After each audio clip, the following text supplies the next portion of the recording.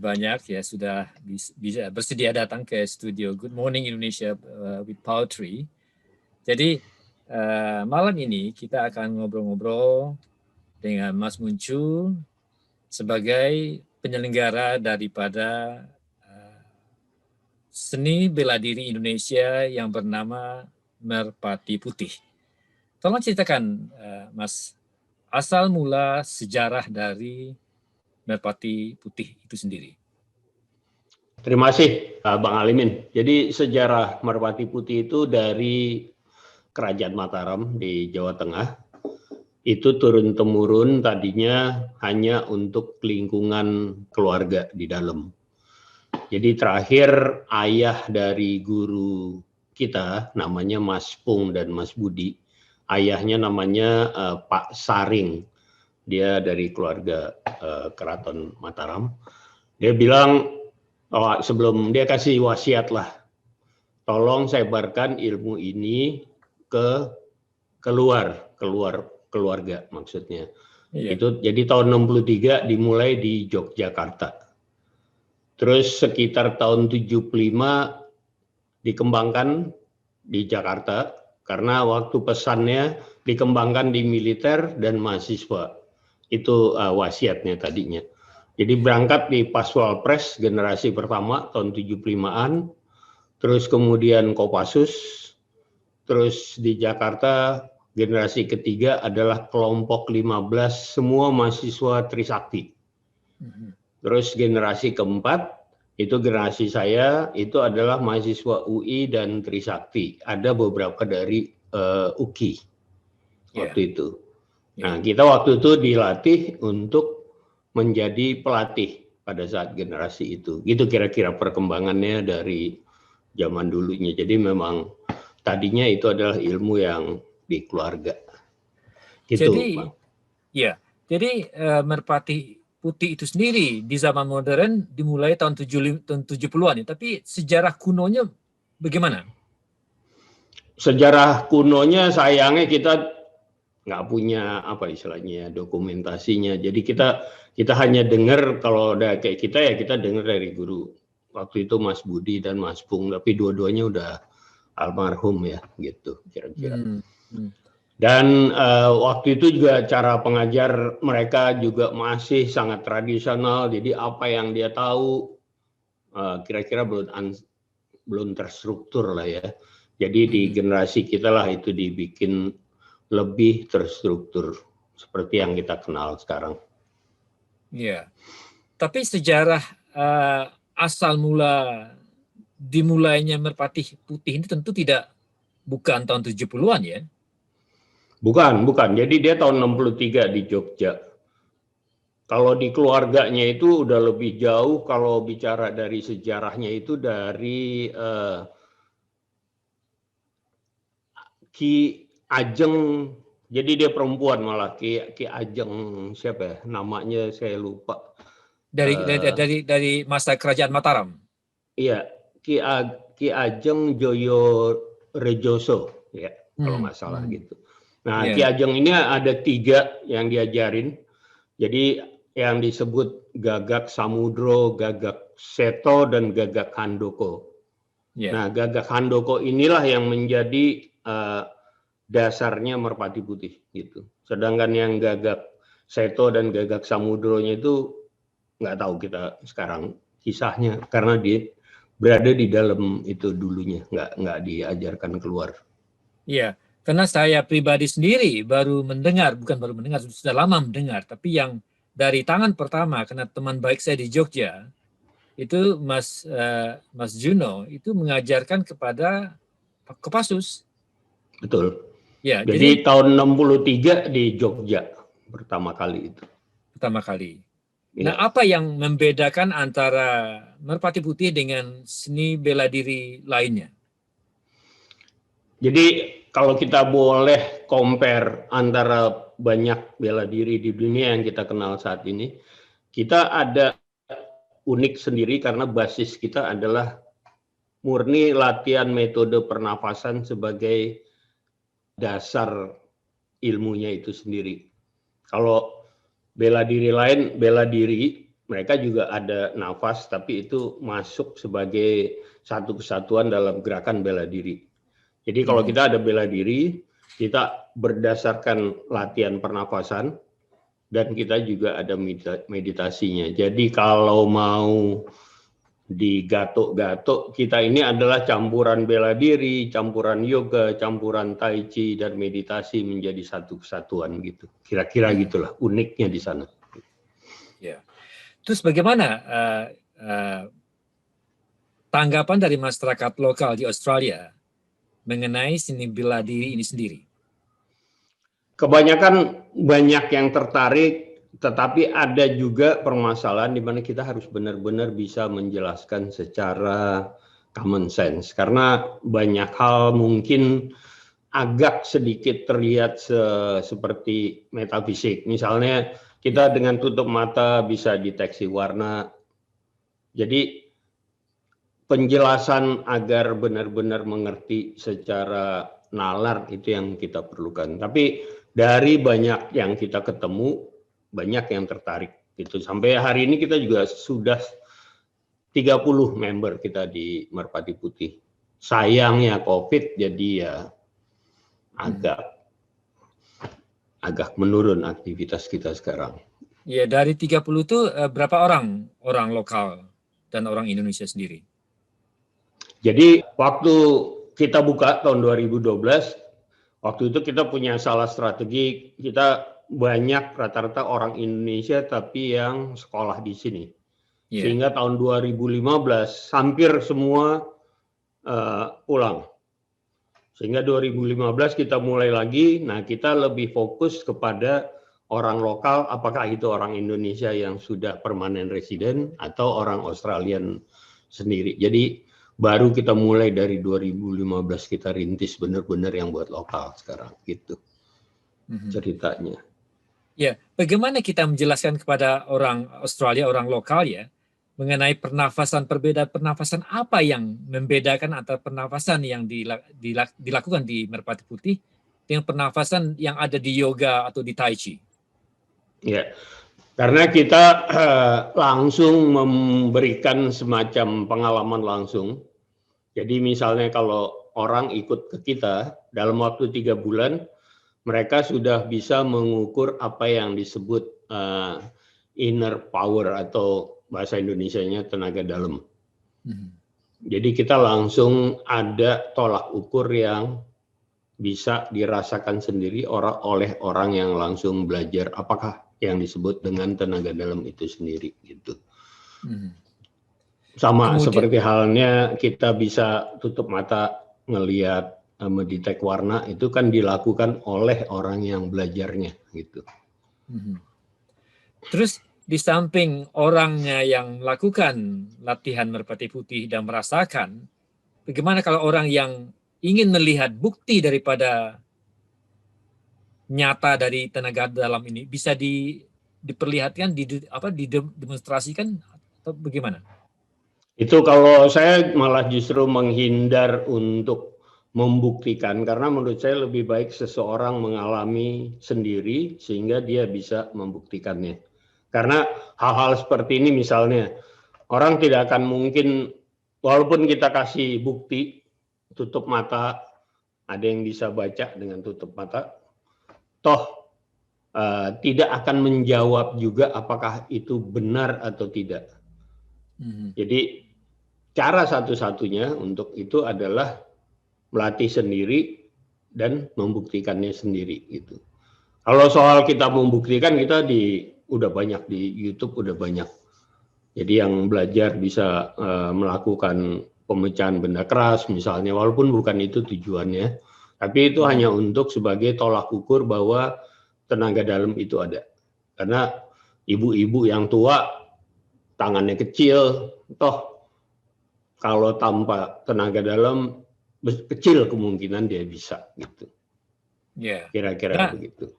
Iya, karena saya sendiri Mas Munci mungkin ingat saya pernah gabung ya sekali dua kali seragam Merpati Putih sendiri pun masih ada di itu. Mungkin saya kurang tekun ya untuk menjalani semua selama 3 bulan itu ya. Iya, tapi sebenarnya gini, makanya kita buka ada martial art, ada fitness and health.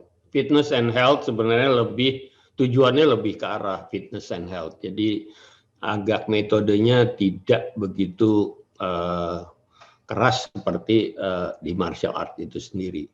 Tapi memang kendalanya adalah belajar ilmu merpati putih ini butuh disiplin sendiri untuk tiap hari melakukannya. Jadi bukannya datang ke tempat latihan.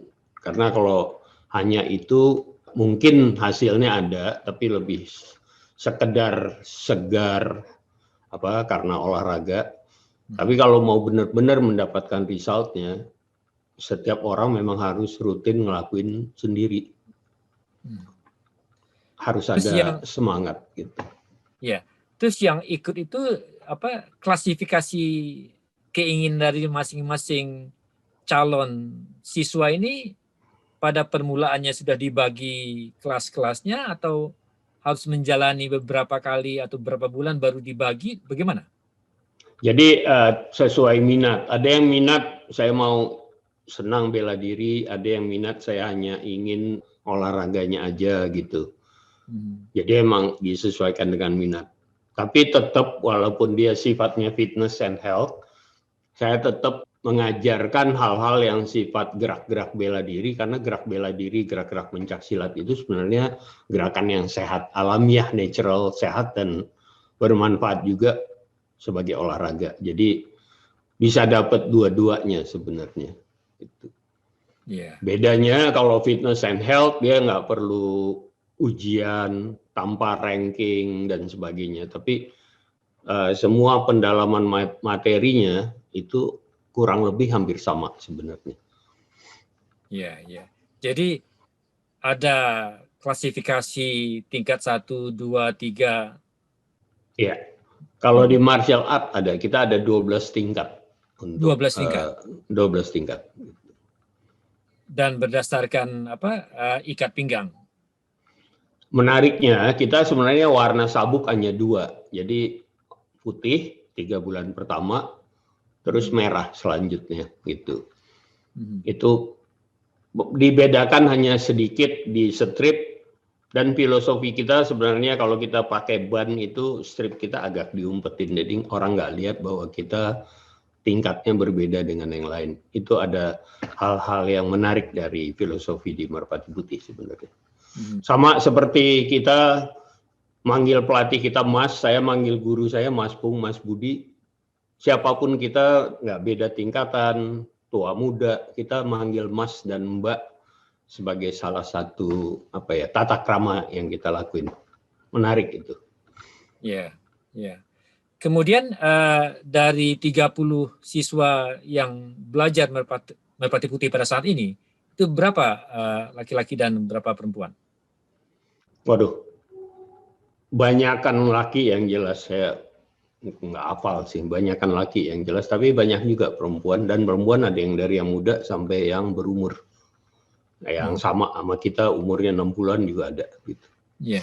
Kira-kira apa yang membedakan? Apakah memerlukan tenaga fisik yang lebih banyak, oleh karena itu banyak yang laki-laki ikut, atau bagaimana penyebabnya kira-kira? Enggak juga, tapi memang kalau kita bicara hal-hal gini emang lebih banyak pria yang rata-rata tertarik lah ya. Tapi di kita yang namanya di fitness and health, semua gerak itu kita sesuaikan agar tidak, jadi maksudnya sesuai umur ya. Jadi kita juga harus tahu apakah mereka ini punya penyakit bawaan atau ada misalnya high blood pressure atau tekanan darah tinggi atau segala macam, sehingga setiap kali latihan ada hal-hal tertentu yang harus diakomodasi, harus disesuaikan dengan kondisi fisik masing-masing supaya tidak terjadi cedera atau apapun. Ya, ya. Saya tidak tahu banyak Mas Muncu ya tentang seni bela diri ya. Yang saya dengar bahwa kalau di Jawa Tengah itu Merpati Putih, kalau di Jawa Barat tuh Bangau Putih. Bagaimana cerita sebenarnya tentang Bangau Putih itu aliran dari kungfu, itu yang gurunya namanya Pak Subur, jadi berbeda. Jadi kalau Bango Putih itu ada di Bogor dia perguruannya. Kalau Merpati Putih kita dari Jawa Tengah. Jadi pencaksilat. Kalau Bango Putih itu bukan pencaksilat, dia masuk kategori silat lah, silat Shaolin atau Kungfu itu. Jadi yang Bango Putih yang dari Bogor, dari Jawa Barat itu berasal dari Tiongkok ya? Iya, itu Kungfu ya. Kalau bahasa Kungfu. zaman kita namanya Kuntao. Kuntao. Ya. Jadi Merpati Putih betul-betul milik Indonesia. Iya, jadi Merpati Putih justru memang asli budaya kita. Karena itu saya sendiri benar-benar pengen mempromosin budaya ini karena budaya kita dan budaya yang bagus gitu loh. Iya, iya. Itu. Kemudian kemarin tuh ada konferensi besar-besaran itu yang mengenai sampai duta besar ya, besar-besaran yang beberapa minggu yang lalu Betul. Itu hubungan apa yang ada dengan Merpati Putih? Jadi ada satu produser di Amerika namanya Caroline Corey. Dia itu mencoba dia membuat satu film dokumenter dengan judul Superhuman: The Invisible Made Visible. Di situ adalah di Barat sekarang ada banyak studi-studi yang mulai membuktikan tentang fenomena metafisik, tapi approach-nya lebih ke scientific gitu. Termasuk jadi kemampuan menutup mata dan membaca, mendeteksi warna atau membaca itu banyak juga dilakukan di luar. Nah, salah satu yang dia studi justru adalah kebetulan dari MP USA. Nah, karena itu kita ada di sana metodenya. Karena itu, nah, saya bikin webinar itu sebenarnya ingin membawa perspektif lain dari apa yang mereka coba di film dokumenter itu. Begini, kalau kita di filosofi timur sebenarnya, apa yang kita peroleh itu sebenarnya bukan sebagai suatu daya kelebihan, tapi lebih kepada suatu pengalaman untuk pendalaman spiritual seseorang. Karena itu kita mengalami, kita bisa begini, kita bisa begitu, tapi itu bukan untuk sebagai achievement, tapi lebih kepada sebagai pengetahuan terhadap kesadaran spiritual, bahwa pengembangan bahwa kita ini adalah manusia energi. Pertama, kita adalah light being itu sendiri. Kalau boleh saya jelasin sedikit kenapa disebut light being. Karena kalau kita tutup mata, di dalam benak kita bisa melihat warna, sedangkan cahaya matahari di luar kita tutup mata kan cahaya matahari nggak ada di dalam. Berarti karena kita sendiri adalah light being, karena itu kita bisa memvisualisasikan suatu objek dalam bentuk warna. Jadi itulah dari sana kita ngerti bahwa kita sendiri adalah light being sebenarnya. Energy being, kita light being. Nah, itu tidak lagi dari sisi teori, karena selama ini kita baca buku kita tahu teorinya, tapi melalui pendalaman pernapasan, meditasi, kita mengalami sendiri. Sehingga kita bisa ngerti, oh itu yang dimaksud dengan light being. Karena saya mengalaminya, gitu kira-kira. Luar biasa, Mas Muncu ya. Tapi ternyata kita perlu waktu lebih lama ya. Jadi pertanyaan terakhir ya, kalau ada dari hadirin penonton yang ingin tahu tentang Merpati Putih, email atau nomor telepon yang bisa dihubungi, tolong disampaikan, Mas Muncu. Jadi kita punya website namanya merpatiputih.com.au. Itu bisa kirim email ke sana, info@merpatiputih.com.au, atau bisa hubungi saya dengan nomor telepon 040 23 79 679. Atau sebenarnya situs kita juga cukup mudah. Di browser tulis aja Merpati Putih, merpati putih Australia harusnya biasanya ada di browser keluar. Jadi kalau ke Mbak Google tuh langsung Ketik ada, merpati putih, terus search merpati putih pencaksilat, kita ada. Baik, Mas Muncu, terima kasih banyak sudah datang ngobrol-ngobrol di Good Morning Indonesia with Poetry. Selamat malam. Terima kasih, Bang. Selamat malam. Ya, Terima selamat kasih. malam.